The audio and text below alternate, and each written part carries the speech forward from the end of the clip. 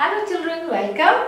I welcome you to English class and today I'm going to take a class for class 5th and the poem is Crying. ठीक है क्योंकि हमारे साथ में Hindi medium के बच्चे भी हैं. So children, I'm going to use English as well as Hindi. ठीक है, मैं इंग्लिश के साथ साथ हिंदी में भी इसका अर्थ बताते जाऊंगी ताकि हमारे हिंदी मीडियम के पढ़ने वाले बच्चों को भी समझ आ सकता है. Okay, now children, have you ever cried? क्या आप कभी रोए हो? और ऐसा कभी हो ही नहीं सकता कि आप रोए ना हो, isn't it? Someday or somewhere you might have cried, है ना? आप तो कभी ना कभी रोए होगे, है ना? Okay, now how do you feel? कैसा लगता है जब आप रोते हो? Do you feel sad, gloomy, है ना? आपको बहुत दुख लगता है, आपका मन दुखता है ना? उदास हो जाते हो आप. Okay, now today is a very small poem. बड़ी छोटी सी कविता है, and the name of the poem is Crying, यानी कि रोना. तो हम देखेंगे इस पोम में what is the poet saying. हमारा जो पोएट है यानी कि जो कवि है जिसने ये सुंदर कविता लिखी है, पोएट, हम देखेंगे कि वो पोएट इस पोम में क्या कहना चाहता है. So on to the poem. Crying. Crying only a little bit is no use. You must cry until your pillow is soaked. Then you can jump in the shower and splash, splash, splash. Once again, let's read out this whole stanza. Crying only a little bit is no use. You must cry until your pillow is soaked. Then you can jump in the shower and splash, splash, splash. Then you can throw open your window and ha, ha, ha, ha.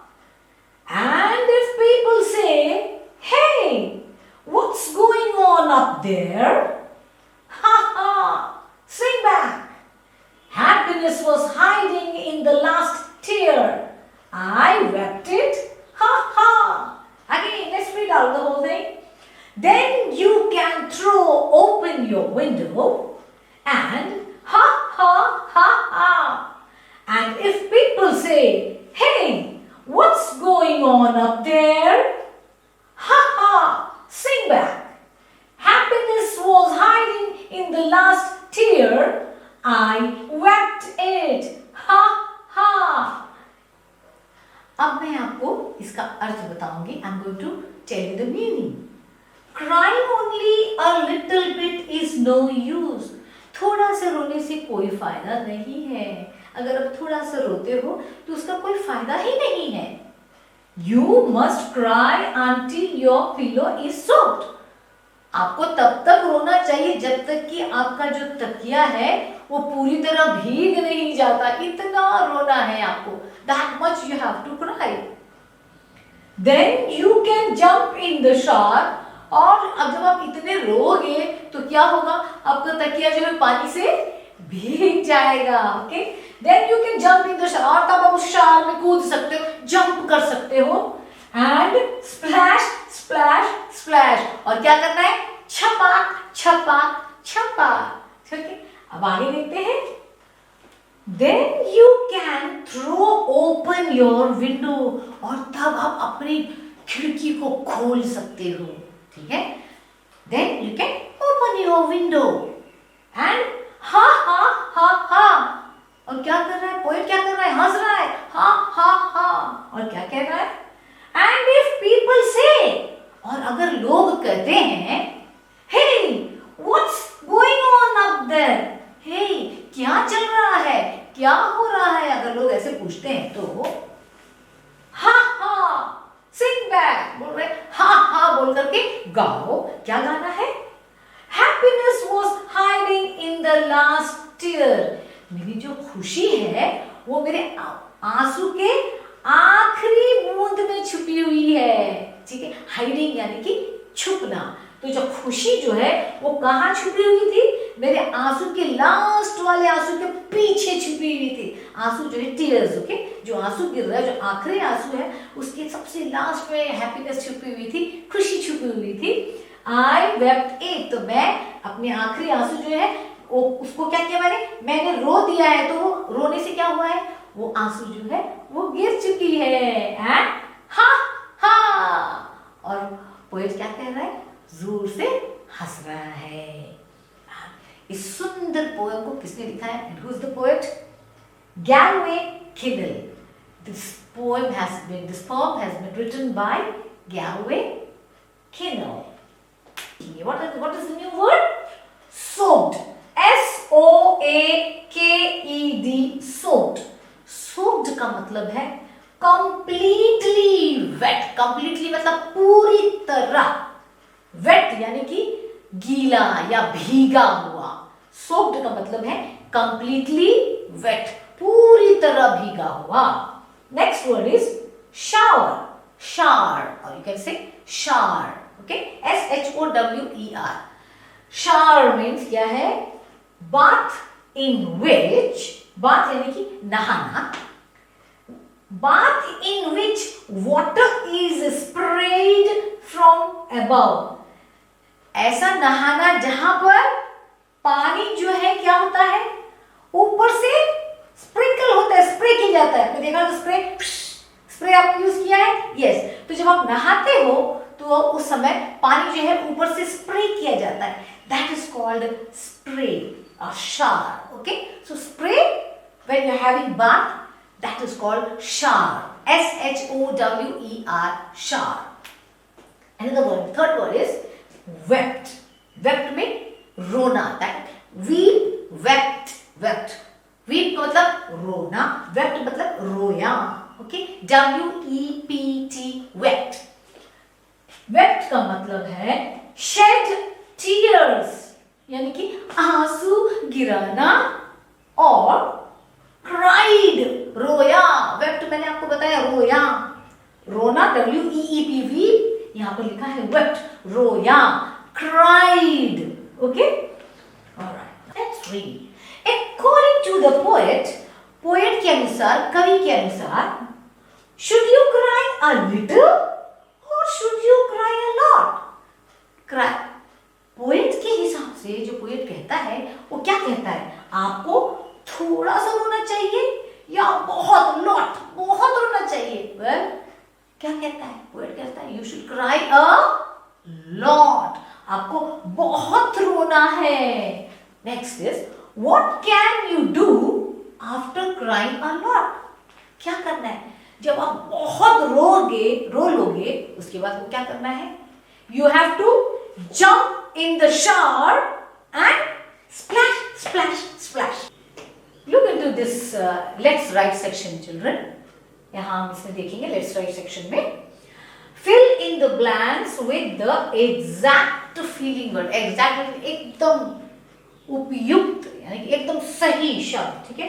और कैसे शब्द है? Feeling, एहसास, जो आपको लगता है, महसूस होता है, ऐसे शब्द। कौन कौन से शब्द हम देखेंगे? Number 1, the tourist were dash to see the beautiful Taj Mahal, ठीक है। टूरिस्ट जो है डैश हो गए खूबसूरत ताजमहल को देखकर। क्या क्या वर्ड्स है देखेंगे, let's see the feeling word. क्या क्या फीलिंग वर्ड्स हैं? Amazed,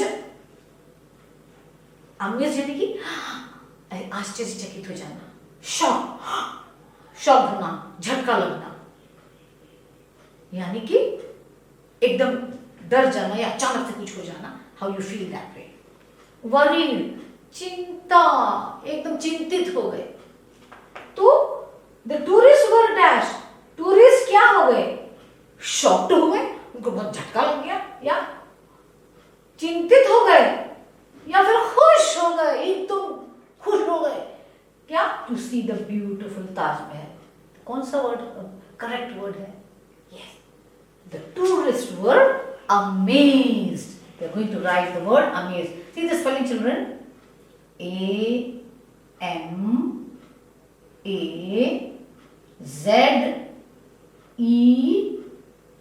amazed. So let's read out. The tourists were amazed to see the beautiful Taj Mahal. Number 2. The lights went out suddenly. Light जो है अचानक सा चला गया, बत्ती गुल हो गई. I was alone and dash. मैं अकेला था और डैश. और क्या था हमें देखना है. Worried, चिंतित, चिंता हो गया, मुझे फिक्र हो गई. Shocked, मैं एकदम सहमा सा, एकदम झटका सा हो गया. Frightened, डर गया. जब करंट चला गया तो मैं चिंता में पड़ गया. I was alone, मैं अकेला था और मैं चिंता में पड़ गया. मैं शॉक्ड हो गया या मैं डर गया. I was frightened, जब करंट चला गया मैं अकेला था. I was alone and frightened. F-R-I-G-H-T-E-N-E-D, frightened. R यहाँ थोड़ा ठीक कर लें. R, okay, frightened. The lights went out suddenly. अचानक से बत्तियां चली गई. I was alone and frightened. मैं अकेला और डरा हुआ था. Number 3. He has been ill for a long time. ये काफी लंबे समय से वो बीमार है. And his parents were dash. और उसके पेरेंट्स डैश थे. क्या थे? Unhappy, दुखी थे. Worried, चिंतित थे, चिंता में थे. एंग्री, उसके पेरेंट्स एंग्री थे. कौन सा वर्ड आएगा बच्चे? वो बहुत दिन से बीमार था और उसके मम्मी पापा गुस्सा हो गए? नो, उसके मम्मी दुखी थे. थोड़ा सा साउंड करता है. Good. Let's try with word. He was being ill for long time. वो काफी लंबे समय से बीमार था. And his parents were worried, और उसके पेरेंट्स चिंतित थे. यस, उसके माँ बाप चिंतित थे. Let's write worried. The spelling is W-O-R-R-I-E-D, worried. He has been ill for a long time and his parents were worried. Next word is the shopkeeper was dash, खाली जगह है. When he saw his safe, जब उसने अपना safe देखा, यानी जिसमें पैसा रखते हैं उसको सेफ कहते हैं. ओपन, वाइड ओपन, एकदम खुला हुआ जब उसने देखा. With all his money missing, सारे पैसे गायब थे और सेफ जो है वाइड ओपन था, एकदम खुला हुआ था. तो बहुत सारे वर्ड्स दिए हुए. There are 3 words given there. Feeling word दिए हुए. अनहैप्पी, नाखुश. शॉक्ड, एकदम शोकित हो जाना, सॉरी शॉक हो जाना, एकदम झटका लग जाना. एंग्री, गुस्सा हो जाना. What will be the word used? कौन सा फीलिंग वर्ड हम यूज करेंगे? The shopkeeper was shocked. उससे एकदम सदमा जैसे, झटका जैसे लग गया. Okay, so we are going to use the shopkeeper was shocked. The spelling is S-H-O-C-K-E-D.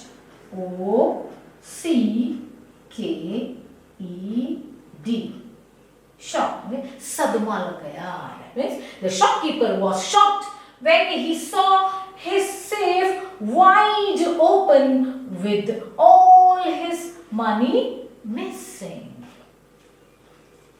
So children, we are going to move on into another part. Creative writing. Narrate an incident when you have experienced happiness. आपको एक ऐसी घटना narrate करनी है, बतानी है, लिखना है, लिखकर बताना है. When you have experience, जब आपने अनुभव किया. क्या अनुभव किया? Happiness, खुशी. Excitement, एकदम उत्तेजना. Surprise, आपको एकदम आश्चर्य हुआ. ये तीनों चीजें जब आपने एक्सपीरियंस किया, आपको लिखना है. You can use the following clues. आपको उसको लिखने के लिए ये सारे क्लूज जो है, छोटे से हिंट आपको दिए गए हैं, थोड़ी मदद करने के लिए कि आप उसको कैसे लिखोगे. आप कोई भी इंसिडेंट लिख सकते हो, तो उसमें आप लिख सकते हो विद होम, यानी कि किसके साथ. तो आप एक लिख सकते हो, एक दिन मैं जा रहा था मैं अपनी बहन के साथ, or you can write one day I was going with my sister. Okay, with whom का हो गया. Next is when did it happen? कब हुआ कहना है आपको. एक दिन जब मैं अपनी बहन के साथ, one day when I was going with my sister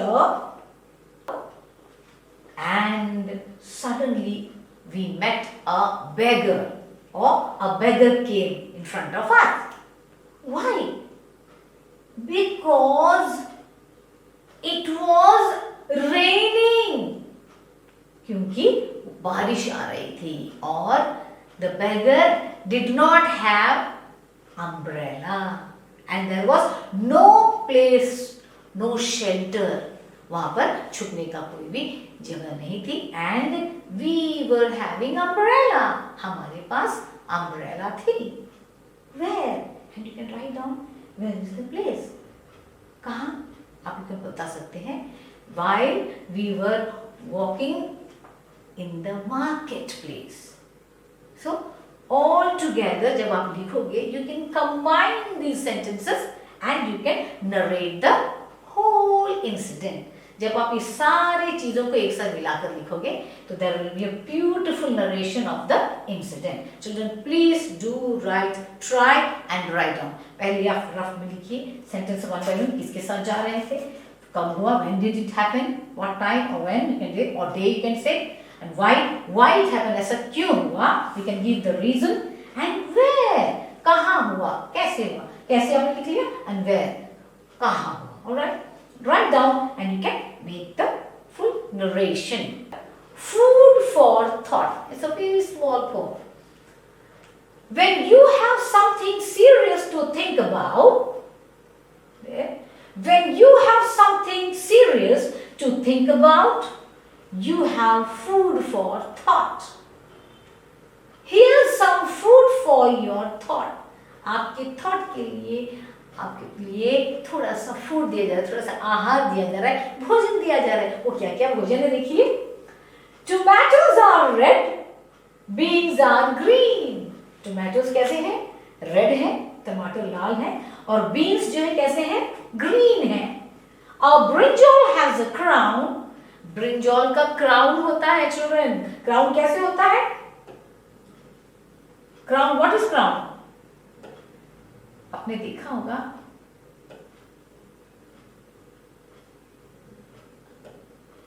देखा है, have you seen the Kings wearing the crown. This is, आपने देखा बहुत, क्राउन जो है राजा के सर पर पहना जाता है, that is crown. And the brinjal has a crown. कैसे, I am going to make a small brinjal here. There, देखिए ब्रिंजॉल का जो है क्राउन होता है. Can you see this?